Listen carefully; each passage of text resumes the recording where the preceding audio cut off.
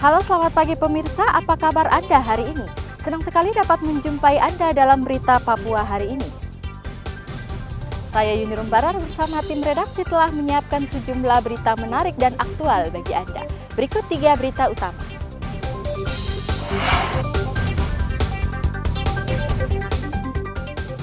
Cemburu buta seorang pemuda di Asmat tega menghabisi nyawa pacar dan pamannya sendiri.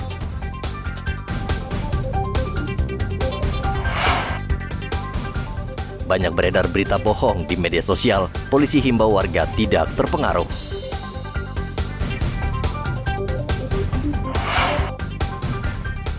Persipura Jayapura sambut positif penundaan Liga Indonesia.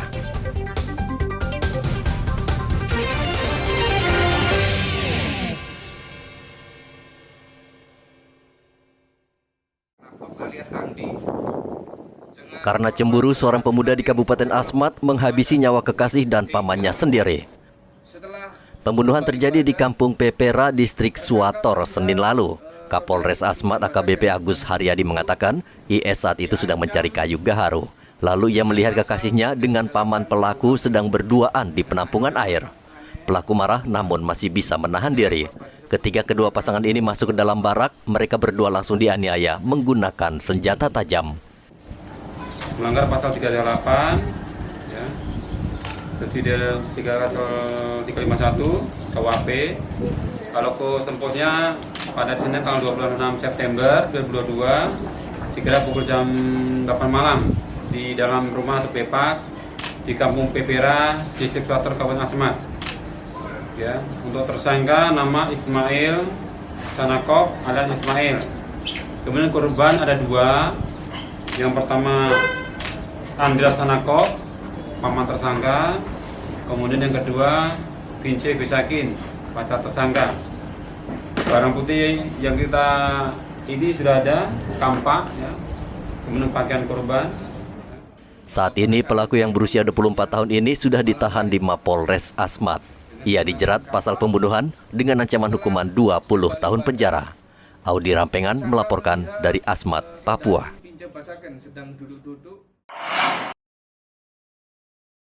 TNI sejauh ini belum memperketat penjagaan di wilayah perbatasan RI Papua Nugini setelah Gubernur Papua ditetapkan menjadi tersangka oleh KPK.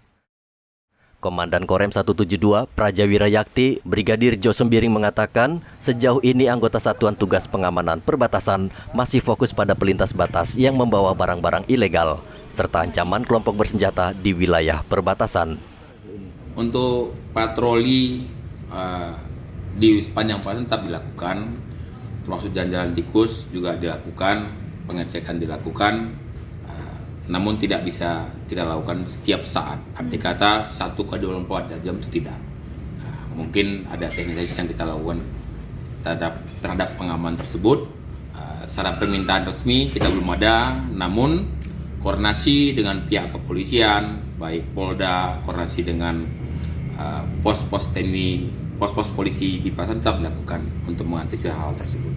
Peningkatan eskalasi mungkin bahasanya tidak seperti itu ya. Aksi gangguan tetap ada. Pos kami di Yigi, Kabupaten Duga, ada dilakukan penembakan 2 kali dalam bulan September kemarin. Itu memancing menurut saya, termasuk di Duga mereka memancing di kota Kenyamnya, memancing kita untuk membalas tembakan secara berlebihan. Namun prajurit saya tetap teguh karena perintah saya pada mereka tidak ada menembak jika tidak melihat musuh atau sasaran. Kalau kau melihat silahkan, apalagi dia berusaha mengancam dirimu. Brigjen Sembiring mengatakan sejauh ini belum ada permintaan dari KPK untuk memperketat wilayah perbatasan karena dikhawatirkan gubernur melarikan diri melintasi perbatasan. Untuk diketahui pada April 2021 lalu, Gubernur Papua Lukas NMB pernah ke Papua Nugini melalui jalur tikus di perbatasan RI PNG tanpa mendapatkan izin dari Menteri Dalam Negeri. Hal yang sama juga dilakukan tersangka KPK, Bupati Mambramo Tengah Riki Hampagawak, yang berhasil kabur melintasi perbatasan dan masuk ke wilayah Papua Nugini. Hendra melaporkan dari Kota Jayapura, Papua. Maraknya berita hoaks yang diunggah di media sosial dapat mengganggu stabilitas Kamtipmas di Papua. Kepolisian gencar melakukan himbauan kepada masyarakat agar tidak mudah terpancing dan melakukan tindakan anarkis. Kabid Humas Polda Papua Kombes Ahmad Kamal meminta warga agar mengecek terlebih dahulu kebenaran berita yang beredar di media sosial karena banyak pihak yang ingin membuat Papua kacau.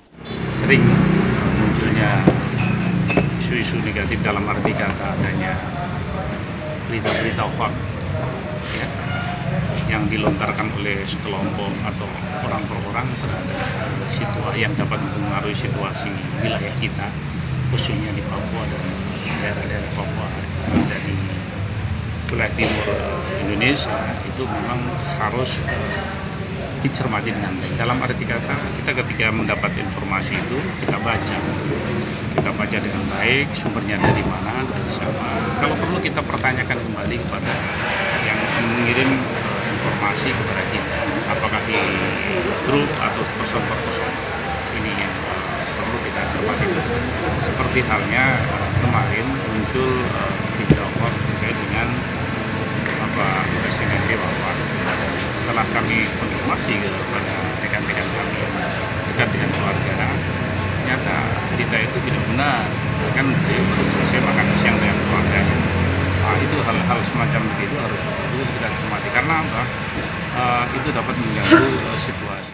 Kamal memastikan akan menindak tegas setiap orang yang menyebarkan berita bohong di media sosial sesuai Undang-Undang ITE.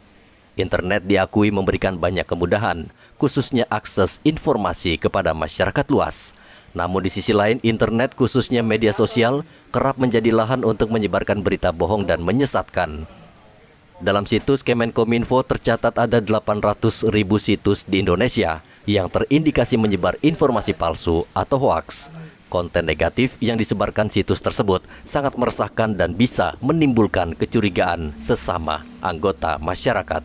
Muhammad Ridwan melaporkan dari Merauke, Papua.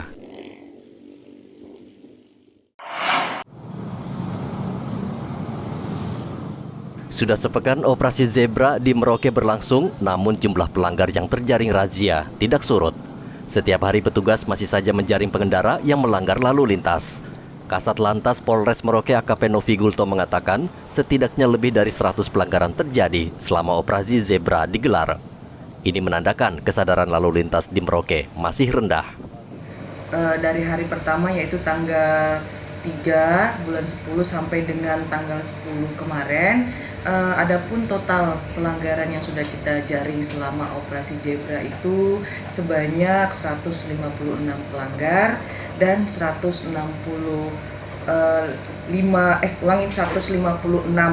yang ditilang dan 165 yang kita tegur. Dan adapun jenis pelanggaran ataupun jenis pelanggar yang kita tilang itu adalah helm, lawan arus, dan di bawah umur. Kebanyakan pelanggar itu sekitaran dari umur 15 sampai dengan 20. Dari pantauan Satlantas sendiri terkait dengan operasi zebra ini, Bu Kasat, kira-kira untuk pelanggaran apakah ada penurunan untuk sementara ini atau seperti apa, Bu Kasat? Ya, penurunannya sih tidak ya, trennya naik ya, mulai dari 15, 37, di hari kedua ada 20, dan itu ada penurunan di tanggal 8 bulan 10, yaitu ada 12 pelanggar saja yang kita cari. Pelanggaran yang terjadi sebagian besar tidak menggunakan helm, tidak membawa kelengkapan kendaraan hingga tidak mempunyai SIM. Sementara itu di Timika puluhan kendaraan bermotor masih saja banyak yang terjaring polisi. Ini membuktikan sebagian besar warga Kabupaten Timika belum menyadari dan mematuhi aturan berlalu lintas. Sebagian besar yang terjaring razia rata-rata pengendara tidak menggunakan helm dan berkendaraan lebih dari 2 orang. Ini kita lanjutkan lagi untuk hari ini dan targetnya atau sasarannya masih sama, yaitu pengemudi yang tidak menggunakan helm dan juga mungkin pengemudi yang di bawah umur serta surat-surat kendaraan yang tidak lengkap, serta kelengkapan kendaraan yang tidak lengkap. Dari kegiatan kita hari ini sudah ada beberapa kendaraan yang kita amankan, kurang lebih 30-an kendaraan. Setelah ini mungkin kendaraan yang kami amankan kami bawa ke kantor, kemudian kami lakukan mungkin saat ini hanya peneguran. Kami cek lagi ada kendaraan-kendaraan yang bersifat mungkin kendaraan yang kendaraan curanmor Nah, itu yang kita tidak konsumsi lagi.